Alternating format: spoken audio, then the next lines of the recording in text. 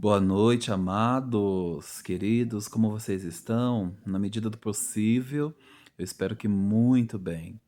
Bom, hoje eu trago para vocês aqui mais um estudo, à luz da palavra de Deus, mais um tema, e é um tema bem polêmico, controverso, né?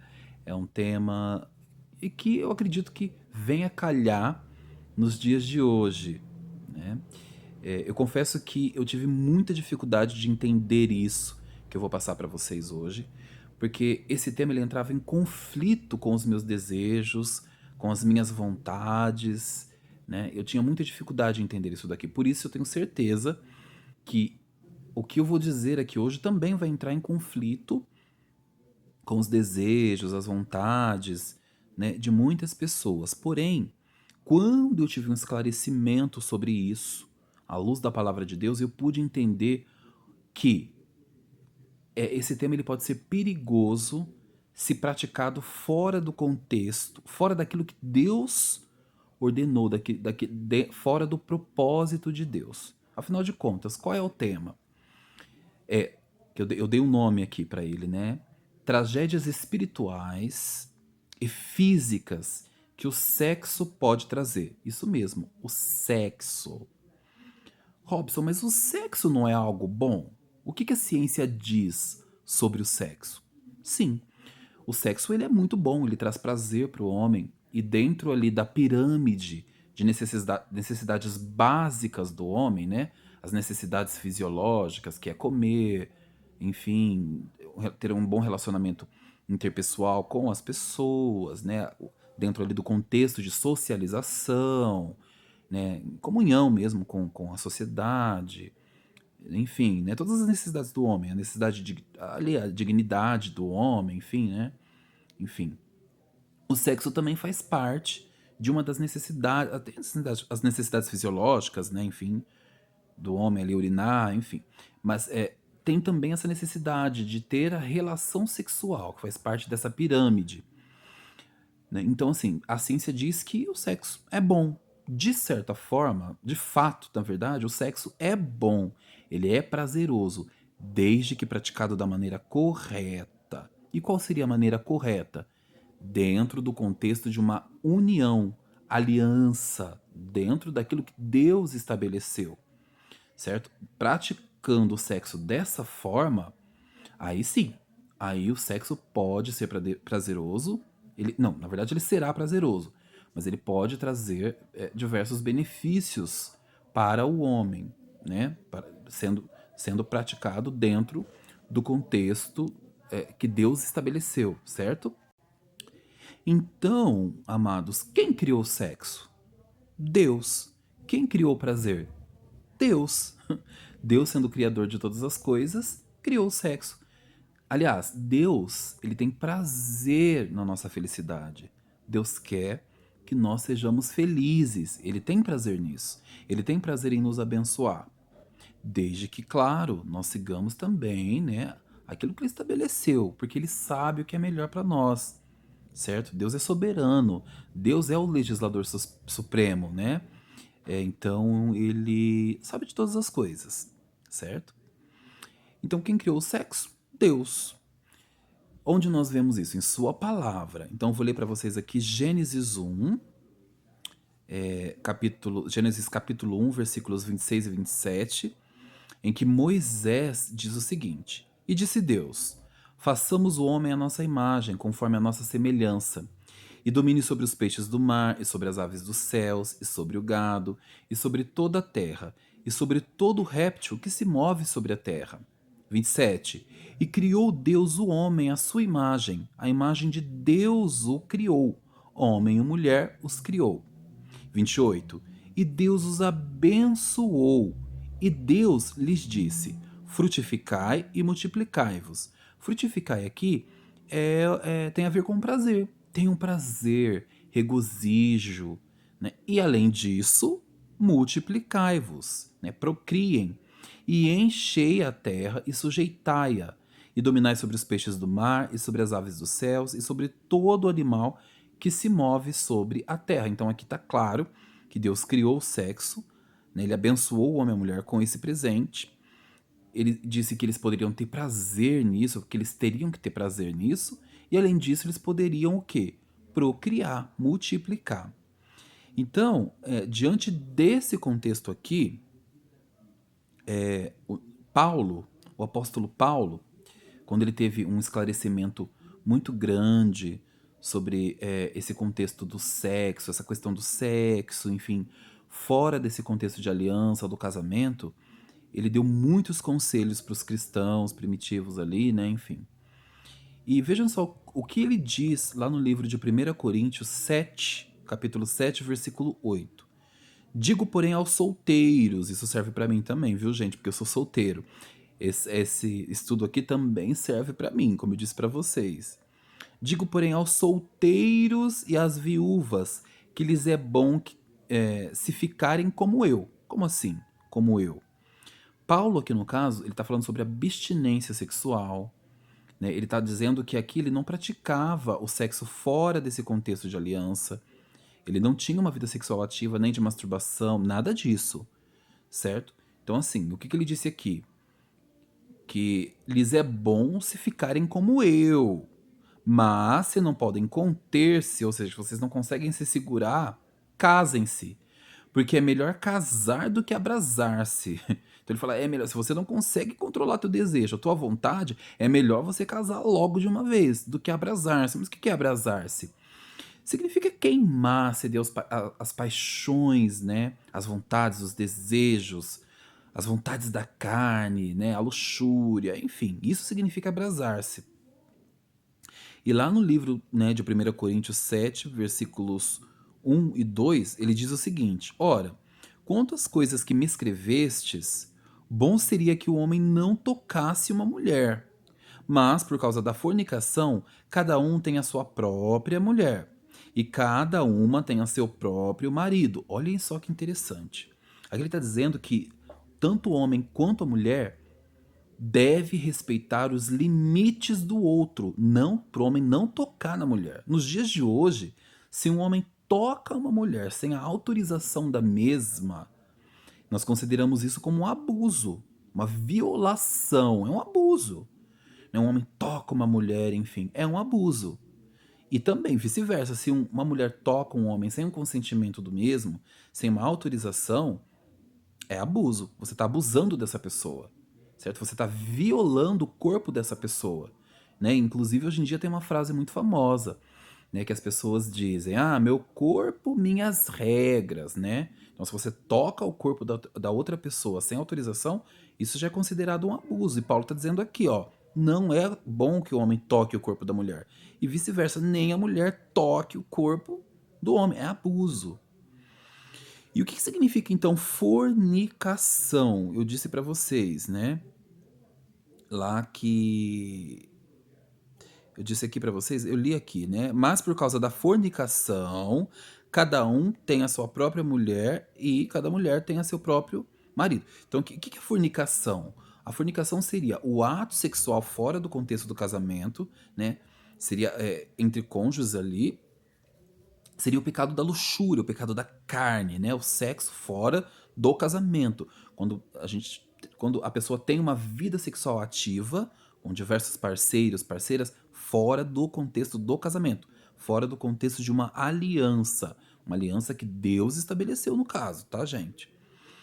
Lá no livro, por exemplo, de 1 Tessalonicenses, capítulo 4, versículos 3 e 4, lá o autor diz o seguinte: porque esta é a vontade de Deus, qual? A vossa santificação, que vos abstenhais da fornicação, que cada um de vós saiba possuir o seu vaso em santificação e honra. Então, qual que é a vontade de Deus? A vossa santificação. E o que é santificação?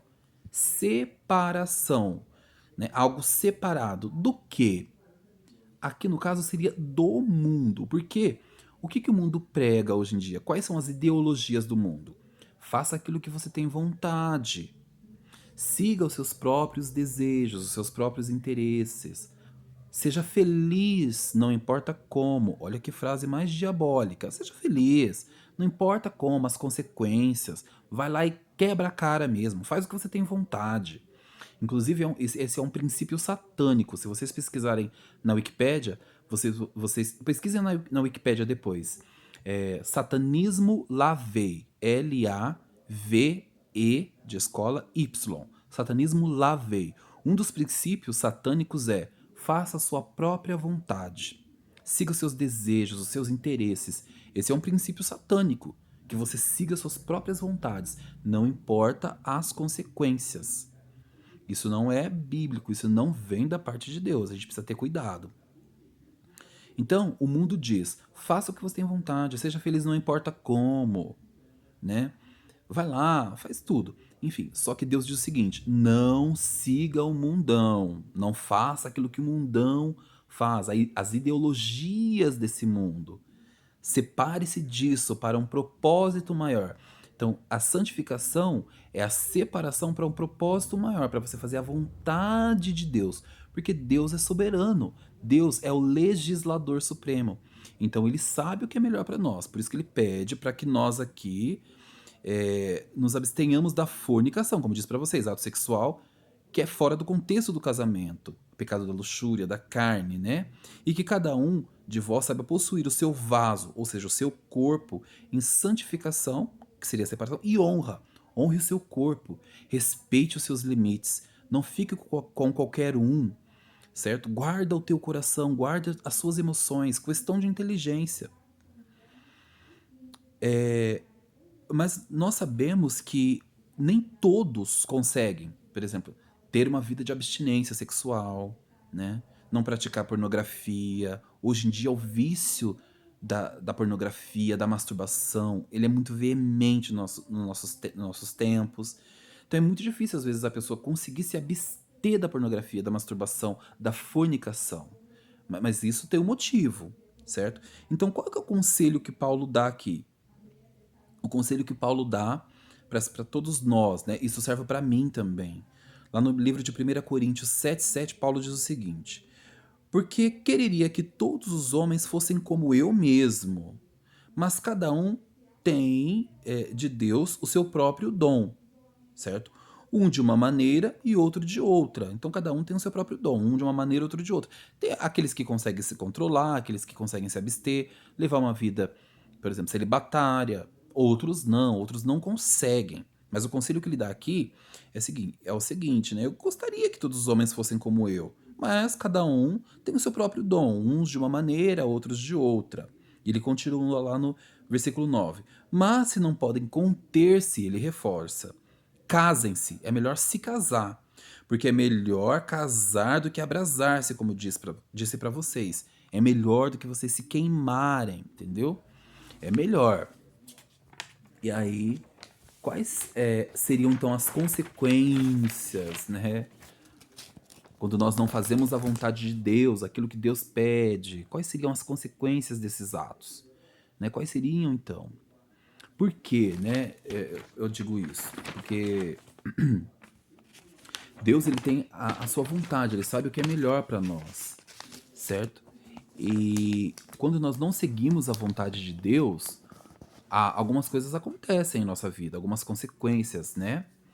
E quais seriam elas? Olha aqui que eu separei para vocês. Por exemplo, lá no livro de 1 Pedro, capítulo 5, versículo 8, diz o seguinte: estejam. Porque assim, quando a gente não faz a vontade de Deus, nós abrimos algumas brechas espirituais. A palavra de Deus diz que nós temos um inimigo muito poderoso. O nome dele é Satanás. Antigamente, antes da sua queda, existe a história de Satanás, muitos conhecem, né? Quando ele caiu dos céus, ele invejou ser como Deus, enfim, quando ele foi expulso do céu, ele recebeu um outro nome, Satanás, que significa acusador, né? Advogado de acusação, enfim. Então nós temos um inimigo, que seria Satanás, que é Satanás. E quando nós não fazemos a vontade de Deus, nós damos legalidade para que Satanás possa agir em nossas vidas. Nós abrimos algumas brechas. Essas legalidades nós chamamos de brechas. Então a palavra de Deus nos aconselha muito em relação a isso. Como nós podemos evitar esses ataques espirituais de Satanás. E lá em 1 Pedro 5,8 ele diz o seguinte: Estejam alertas e vigiem. O diabo, que é Satanás, o inimigo de vocês, anda ao redor como leão, rugindo, procurando a quem possa devorar. Efésios 4, capítulo 4, versículo 27, diz o seguinte: e não deem lugar ao diabo. Fecha a brecha. Por que que eu digo isso? Porque o nosso coração, a palavra de Deus diz, é enganoso. Lá no livro de Jeremias 17, a palavra diz: enganoso é o coração, mais do que todas as coisas, e desesperadamente corrupto. Quem o conhecerá? No versículo 10 ele responde: eu, Deus, né, o Senhor, eu esquadrinho o vosso coração. Enfim, a palavra descreve que Deus conhece o nosso coração. Porque o nosso coração é enganoso. Por exemplo, Eva, né? Eva lá na criação. Quando Satanás seduziu Eva, né? Quando Satanás ofereceu fruto para que ela pudesse comer, né? Ele foi tão assim, inteligente na sua forma de seduzir Eva, que antes ele apresentou para Eva alguns benefícios, entre aspas, que ela poderia ter entendimento igual ao de Deus, conhecedora do bem e do mal, né? Que ela não morreria se ela comesse do fruto. Então ele jogou uma série de dardos inflamados ali, de sugestões para Eva, para que ela pudesse comer do fruto. E ela, encantada com aquilo, acabou cedendo, seguindo as vontades do seu coração. Lembra que eu falei que é muito perigoso seguirmos os nossos desejos, as vontades? Ah, faça o que você tem vontade, não importa como. Olha o que aconteceu com Eva lá em Gênesis capítulo 3, versículo 6. Moisés diz o seguinte: vendo Eva que aquela árvore era boa para se comer, então era boa, né? Agradável aos olhos, olha a cobiça. E a árvore era desejável para lhe dar entendimento, conhecedora do bem e do mal, tomou do fruto e comeu. E deu também a teu marido e ele comeu. Quer dizer, ela seguiu ali os seus desejos, as suas vontades, a sua inclinação, que é muito perigoso. Então, diante disso, quais são as consequências então desse ato que eu disse para vocês, que seria o sexo, fora do contexto do casamento, de uma aliança? Vejam só. Indiferença ao prazer. O prazer da pessoa diminui muito, muito. Ela já não começa a ter prazer no sexo. Por isso ela procura o quê? Diversos parceiros sexuais. Ela tem uma vida ativa sexualmente falando, porque ela não consegue suprir aquela necessidade. Ela não consegue satisfazer os desejos, os seus desejos, as suas vontades. Ela não fica satisfeita, então ela procura mais. Tem uma vida sexual ativa, com diversos parceiros. Ela não consegue se relacionar com uma pessoa apenas. Não consegue ter um compromisso com uma pessoa. Então ela procura diversos parceiros sexuais. Só que aí o desejo da carne, os desejos, as vontades, elas não diminuem. Então essa pessoa pode desenvolver um vício em pornografia, ela pode ficar viciada em pornografia, isso não termina, o desejo não acaba, então ela pode desenvolver um vício na masturbação, porque os dois andam juntos, tanto a pornografia quanto a masturbação, juntos. Gravidez indesejada, e aí vem um filho não desejado, e as consequências são abandono, muitas vezes, desse filho, maus tratos, violência doméstica. E aí a gente sabe que tudo isso faz com que a criança cresça num contexto de violência e se torne um adulto problemático, trazendo consequências para a sociedade. Então a gente pensa assim, nas consequências a longo prazo também. Infecções por DSTs, HIV, sífilis, hepatite, gonorreia, né? Diversas doenças sexualmente transmissíveis, relação conflituosa dentro do próprio casamento, né? Quando, não, desculpa, não dentro do casamento, né? Mas fora do contexto do casamento, quando a pessoa está no namoro apenas, não é casada, certo? Relação conflituosa, vícios em bebidas, porque a satisfação da carne, a busca pelos prazeres fica desenfreada, ela pode ficar viciada. Um abismo leva ao outro, a palavra de Deus diz. Vício em drogas, né? Problemas de relacionamento entre namorados, familiares, como eu disse para vocês. E os efeitos espirituais, quais seriam? Culpa, sentimento de culpa. A pessoa às vezes anda na rua com a cabeça para baixo, ela não consegue fixar o olhar no outro, ela não consegue olhar nos olhos da pessoa por conta de um sentimento de culpa. Medo de Deus, né? Medo de Deus, a ausência de vontade de estudar a Bíblia, orar, né? A fé dessa pessoa diminui, ela começa a desenvolver complexos de inferioridade, é terrível, né? E aí, só que assim, por que às vezes as pessoas não acreditam nessas consequências? Porque o sexo, aparentemente, ele parece ser algo bom, né, para muitas pessoas. Então, aparentemente, ele parece ser muito bom. Então, as pessoas não se importam muito com isso. Né? Elas acreditam que a prática sexual é boa e que não tem consequências maiores, enfim. E a palavra de Deus, lá em Provérbios, capítulo 14, versículo 12, diz o seguinte em relação a isso: há caminho que ao homem parece direito, parece, mas o fim dele são os caminhos da morte. Há caminhos que parecem bons, que não trarão demais, né, consequências para mim. Mas no final dele é um caminho de morte, certo? E aí, como nós podemos nos livrar dessas consequências, então? Fazendo a vontade de Deus. 1 João 1, capítulo 1, versículo 7 e 8 diz o seguinte: mas se andarmos na luz, está falando aqui de Jesus, Jesus Cristo, de Deus. Ah, Deus é maravilhoso. Se andarmos na luz como Ele está na luz, temos comunhão uns com os outros. Teremos uma relação muito boa, relacionamento interpessoal um com os outros. E o sangue de Jesus Cristo, seu Filho, nos purifica de todo o pecado, todo o erro. A palavra de Deus diz: conhecereis, João 8:32, conhecereis a verdade vos libertará. Tenha conhecimento. A palavra de Deus diz que muitas vezes nós morremos por falta de conhecimento. A palavra diz: meu povo, Deus diz, perece por falta de conhecimento. É bom nós termos conhecimento em relação a essas coisas. Lá no versículo 8, para finalizar: se dissermos que não temos pecado, porque assim, gente, né, vocês devem pensar, quem é ele para falar isso, né? Até ontem estava aí no erro e hoje quer dar um de bom samaritano. Não. Isso aqui ainda serve para mim também, gente, porque assim, eu vivi no engano durante muitos anos, muitos anos. Eu tinha uma vida promíscua, totalmente promíscua. Eu era muito promíscuo, viciado em pornografia, masturbação. Eu era terrível, né? Bebidas, usava muita droga, né? Então eu levei uma vida assim terrível. Então assim, quando eu conheci a verdade, ela me libertou. Então, assim, é por isso que eu estou dizendo isso para vocês. Vamos lá, porque o meu vídeo tá acabando. Então, assim, se dissermos que não temos pecado, enganamos-nos a nós mesmos e não há verdade em nós. Então, aquele que diz que não tem pecado, não tem a verdade nele. É um mentiroso. Certo? Então, assim, eu espero que esse estudo tenha esclarecido vocês. Espero que tenham gostado. E se tiverem alguma dúvida, podem me chamar, tá bom? Podem comentar aqui também, que eu fico à disposição. Espero que vocês tenham uma boa e excelente noite. Até mais. Que a paz do Senhor Jesus esteja com todos vocês.